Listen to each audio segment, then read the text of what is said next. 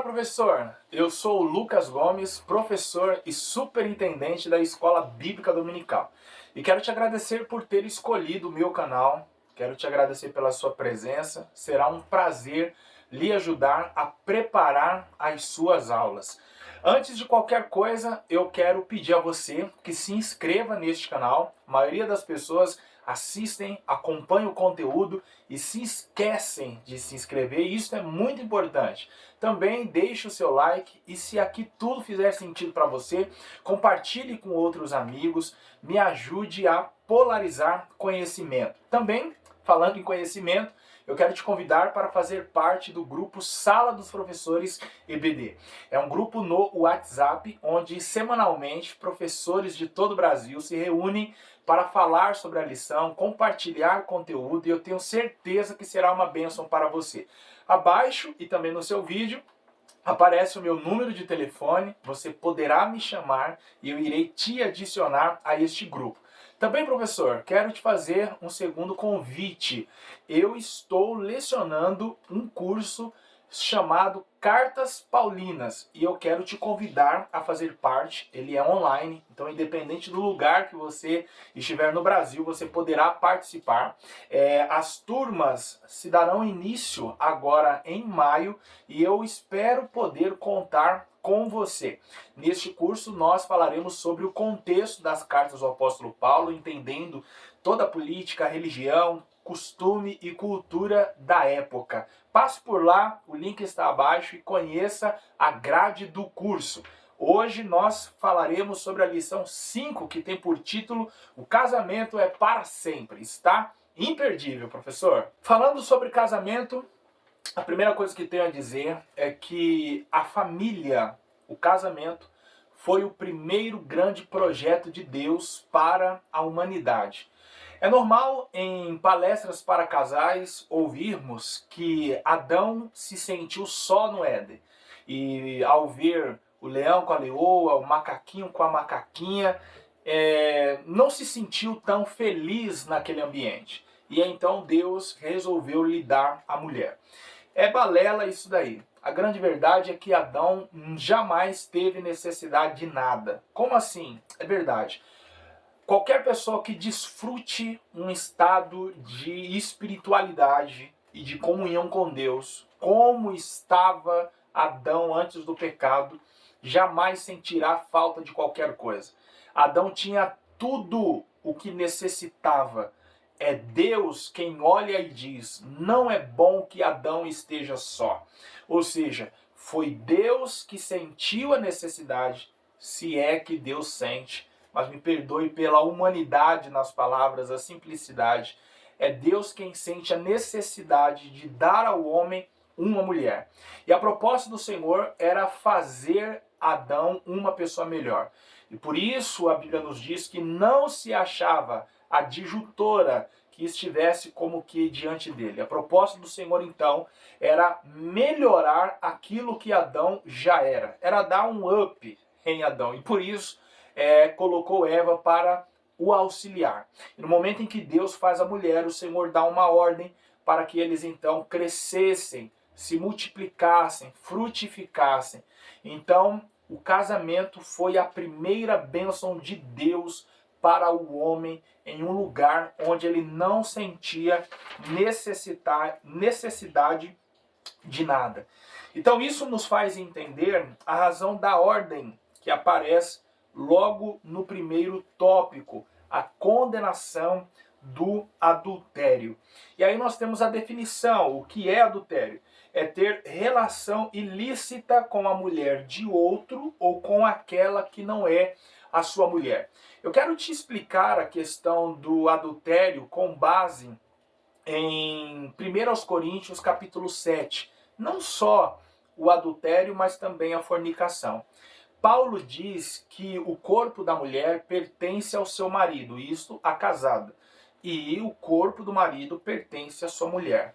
Antes disso, a quem esses corpos pertenciam? Antes do casamento? Pois bem, ao Senhor. A Bíblia nos fala também na primeira carta de Paulo aos Coríntios, no capítulo 3, que nós somos templo e morada do Espírito Santo. Uma pessoa solteira, o seu corpo pertence inteiramente ao Senhor. Não só na questão física, ou melhor, na questão espiritual, mas também na questão física.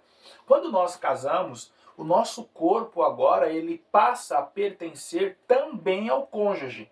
Ele pertence ao Senhor, mas também pertence ao cônjuge. Então, por que o adultério se estabelece como um pecado? Porque no adultério nós teremos uma terceira pessoa, né, aparecendo nesse casamento e também possuindo o corpo que pertence ao outro cônjuge. Por isso se estabelece um pecado. Porque essa terceira pessoa, ela está tomando posse de algo que já tem dono. Por que a fornicação é pecado? Porque uma vez que esse corpo pertence ao Senhor, uma segunda pessoa não pode tomar posse dele. Ou seja, nos dois casos, nós temos aqui uma violação. Nos dois casos, nós temos alguém, seja homem ou mulher, tomando posse daquilo que não é seu. E ao longo da Bíblia Sagrada, todas as pessoas que tomaram posse daquilo que era do Senhor enfrentaram grandes problemas. Darei um exemplo. Quando Acã roubou os utensílios da guerra, observe que os despojos eram os únicos pagamentos que os soldados tinham de suas ações. Desde sempre, soldado nunca teve salário, mas sim a recompensa das guerras. Então era de direito dos soldados possuir as vestes do exército vencido, as roupas, né, no caso, todo o dinheiro, os animais, as mulheres. Era esta a recompensa dos soldados vencedores. Mas no caso específico de Jericó, o Senhor Deus disse a Josué: eu não quero que ninguém coloque a mão em nada. Queime toda a cidade e o que nela estiver. O que não suportar o fogo, ou melhor, o que suportar o fogo, e no caso eram os metais, ouro, prata, bronze, deveria então ser recolhido no tesouro do Senhor. Este seria o anátema. Ou seja, anátema quer dizer que algo foi amaldiçoado. Mas essa maldição sobre o objeto não estava essencialmente no objeto. O ouro não passou a ser amaldiçoado, a prata não passou a ser amaldiçoado, mas a maldição estaria sobre aquele que tomasse posse daquilo, certo? Então aquele ouro, aquela prata, aquele bronze deveria ser reservado para o tesouro de Deus. Agora, quem colocasse a mão naquilo que era de Deus seria amaldiçoado. E foi o que aconteceu com Acã e a sua casa. Foram mortos. Por quê? Colocaram as mãos naquilo que era de Deus. Então a fornicação é pecado porque o corpo é de Deus. E quem põe a mão no que é de Deus peca. O adultério é pecado porque o corpo é do Senhor e também do cônjuge. Uma terceira pessoa está colocando as mãos naquilo que é de Deus, naquilo que não lhe pertence e por isso está em pecado. Quando a lei disse não adulterarás, estava Deus ali preservando o casamento. E se nós lermos Deuteronômios capítulo 24, versículo 1, nós iremos compreender que não foi Moisés que ordenou a carta de repúdio ou a carta de desquite, divórcio, queira como você preferir. Foi o próprio Deus. Mas é a partir da leitura do texto, uma leitura criteriosa, que nós iremos compreender as razões para a carta de divórcio. Quais eram os seus objetivos? E a intenção aqui não era legalizar o divórcio. Deuteronômio capítulo 24, versículo 1, nos diz da seguinte maneira: quando um homem tomar uma mulher e se casar com ela, então será que, se, ou seja, é uma possibilidade que isso aconteça. Qual? Se não achar graça em seus olhos, por nela achar coisa feia, ele lhe fará escrito de repúdio e lhe dará na sua mão e a despedirá da sua casa. Se ela, pois, saindo da sua casa, for se casar com outro homem, e se este último homem a aborrecer e lhe fizer escrito de repúdio, e lhe o der na sua mão e a despedir da sua casa, ou se este último homem que a tomou para si por mulher vier morrer, então seu primeiro marido, que a despediu, não poderá tornar a tomá-la para que seja sua mulher, depois que foi contaminada, pois é abominação perante o Senhor. Assim não farás pecar a terra que o Senhor teu Deus te dá por herança. Me permita te explicar o contexto, professor. A dureza do coração do homem era tão grande que, às vezes, durante o casamento, a sua atenção se desviava. E ele, então, não queria mais estar com aquela mulher. Ou por achá-la feia, certo? Ou então por pequenas falhas que ela cometia no dia a dia. Imagine aí, queimar o feijão, não temperar bem os alimentos. Qualquer coisa era motivo para este não querer mais a sua mulher. E diante disso, o que estava acontecendo? Um problema social. Estava se estabelecendo um problema social no meio do povo de Deus. E qual era? As mulheres não tinham espaço na sociedade que hoje possuem. Oportunidade de emprego, de ascensão social. As mulheres eram inteiramente dependentes do homem. Ou seja, se não houvesse uma figura masculina na vida de uma mulher, ela estaria em maus lençóis. Perceba quando Ruth e Noemi perdem os seus maridos, elas voltam para Israel, elas voltam para Belém a fim de rabiscar espigas, ou seja, pegar o que sobrou das plantações. Então, as mulheres divorciadas começaram a se encontrar em uma dificuldade profunda. Por quê? Não tinham como manter-se, não tinham como se sustentar, e muitas delas já não tinham mais a casa dos pais para voltarem. Por quê? Às vezes os pais já tinham morrido, quem iria sustentá-las? Muitas delas não tinham filhos, e quando tinham ainda pequenos, como seriam amparadas? Então, percebam vocês que o divórcio estava provocando um problema social. Quem iria sustentar essas mulheres? Ok? Em razão disso, muito provavelmente, Moisés, enquanto líder daquela gente, estava tentando ali conciliar e resolver o problema, para que não houvesse o divórcio. Por quê? O divórcio trazia um problema não só para a família, imediatamente, como também para a sociedade. Só que o coração do homem era tão duro e não queria voltar atrás de sua decisão, que foi preciso então Deus intervir. E como Deus intervém? Mandando Moisés ordená-los a dar carta de divórcio. Então você quer separar da sua mulher? Separe. Mas escreva uma carta explicando os motivos deste divórcio. Porque o divórcio também poderia acontecer por adultério. Aí você talvez pergunte, ou alguém na sala de aula pergunte a você, mas professor, o adúltero não morria? Sim, somente quando era pego em pleno ato de adultério. A condenação era a morte por apedrejamento. Mas e quando não era pego e o caso era descoberto logo depois? Ele não morria, ou ela não morria, mas poderia haver o divórcio. É por isso que lá na frente Jesus vai falar que a prostituição, o adultério, era uma porta para o divórcio. Porque aí a questão fica, mas se divorciou, não tem que morrer? Então o divórcio não iria acontecer. Sim, acontecia porque a pessoa não foi pego em pleno ato de adultério. Pois bem, então já que o divórcio poderia acontecer por adultério, por prostituição, o que acontece?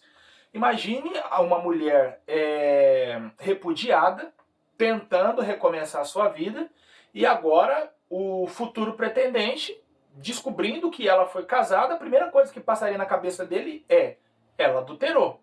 E diante de uma sociedade onde a mulher não tinha voz, não iria importar o que ela dissesse ou por quem ela jurasse, nada poderia contrariar aquilo que estava na mente do seu pretendente ou na sociedade. Ela adulterou.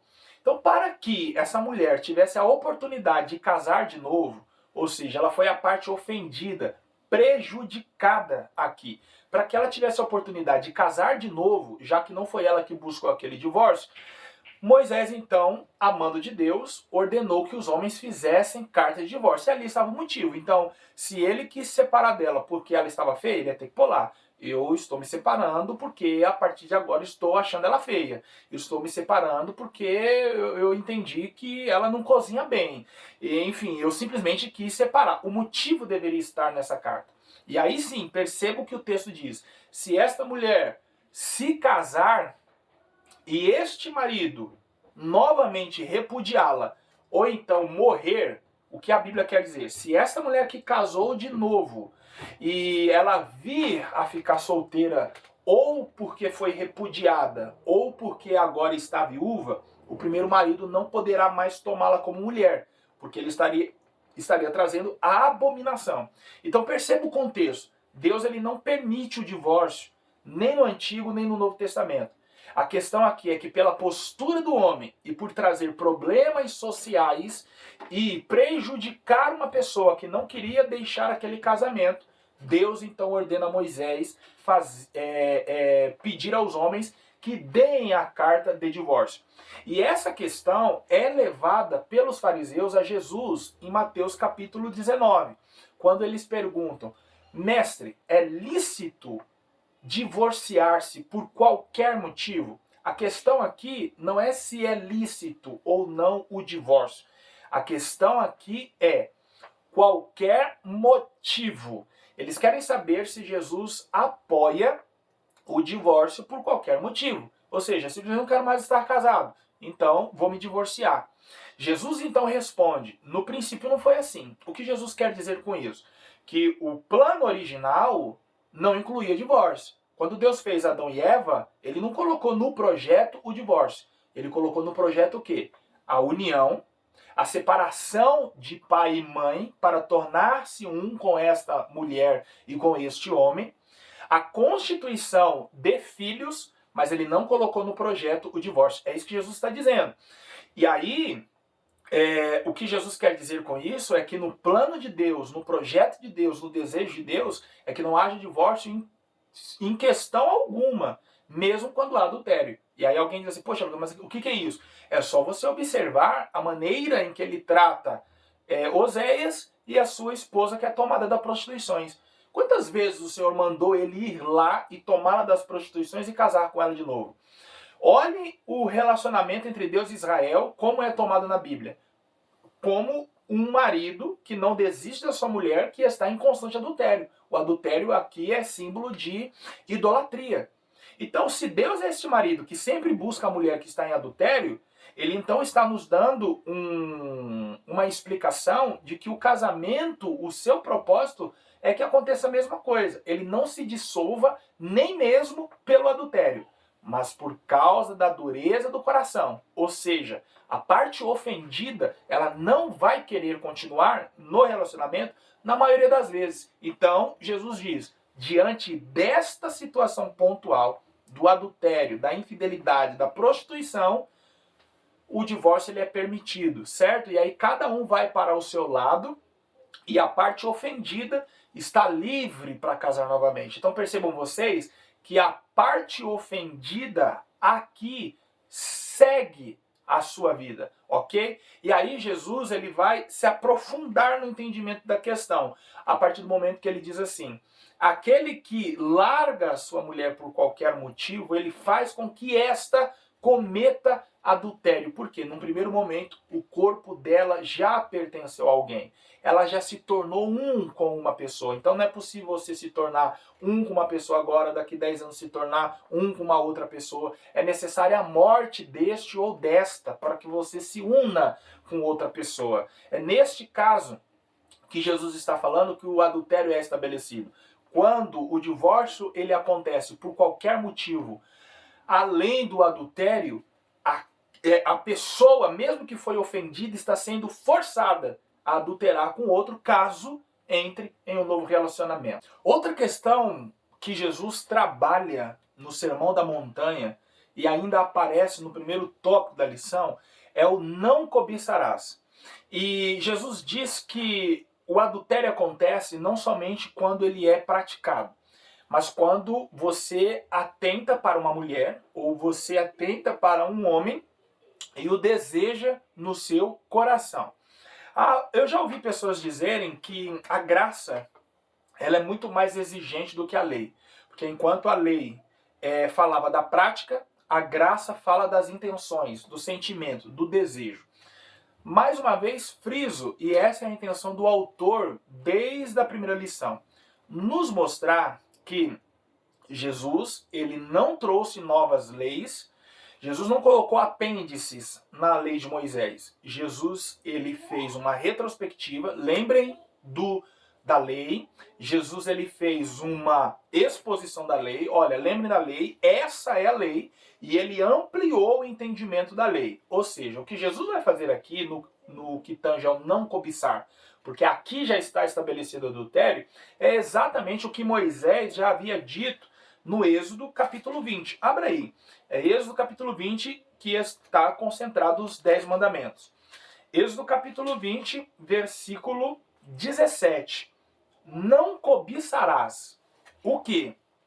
A casa do teu próximo, a mulher do teu próximo, o servo do teu próximo, a serva do teu próximo, o boi, o jumento, nem coisa alguma do teu próximo. A cobiça em si mesmo já é um pecado.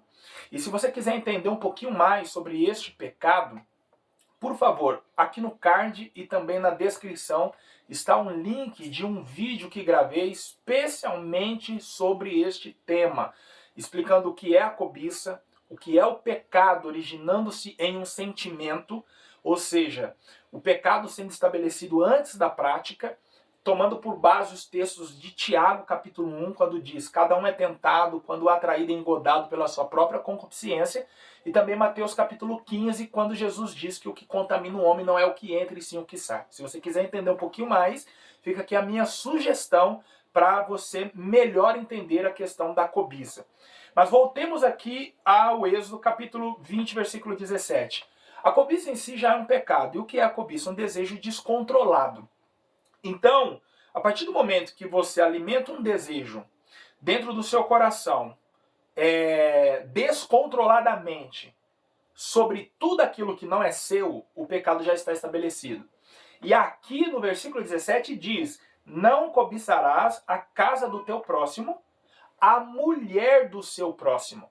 Então Jesus ele vai dar o nome a este pecado: adultério. É isso que Jesus faz no Sermão da Montanha. Jesus então vai esclarecer algo que até então ou não tinham entendido ou se fingiam de loucos, para não falar outra coisa aqui, certo? Alunos, que não podemos nos deixar ser controlados por maus sentimentos.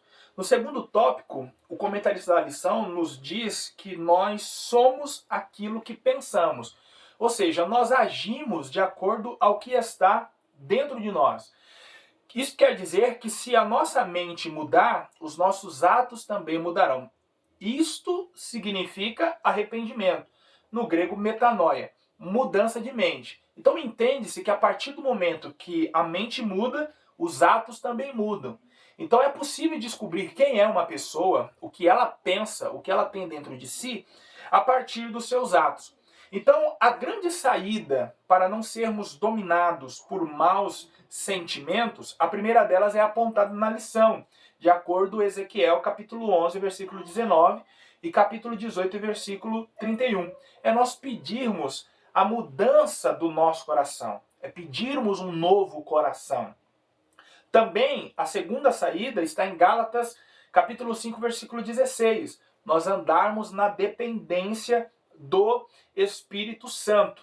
E eu diria também que a terceira saída é nós termos a palavra de Deus no nosso coração.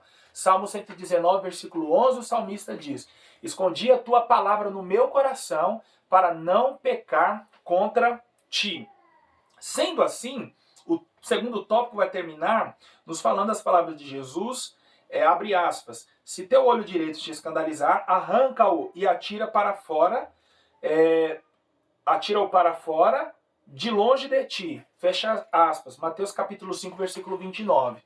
O arrancar o olho aqui, e também o que ele diz lá em Marcos 9, a partir do 42, arrancar o olho, arrancar a mão, arrancar o pé, conforme diz o comentarista, Jesus não está aqui incentivando a automutilação para se alcançar a santidade, o autoflagelo, como muitas religiões assim entendem.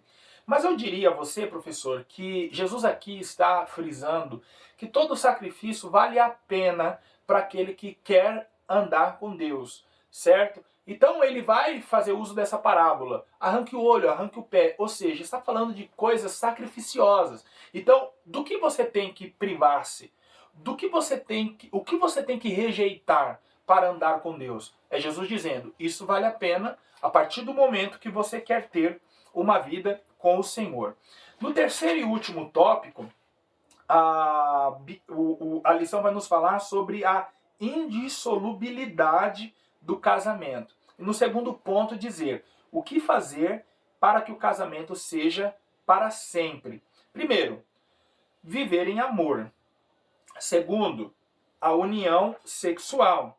Então aqui está mostrando a vida em amor. Eu tenho algumas considerações acerca da vida em amor. Não quer dizer que não haverá problemas neste casamento, mas quer dizer que foi um casal que resolveu viver em amor. Ou seja, um casal que opta por viver em amor e não viver em briga, em discussões, em confusões. E aqui o comentarista está falando sobre a importância do sexo no relacionamento. Então, como nós falaremos a adultos no próximo domingo ou no próximo dia de aula na sua igreja, frise, professor, aos seus alunos a importância do sexo no casamento, para a saúde do casamento. É neste momento que o casal torna-se um só, quando eles se unem fisicamente.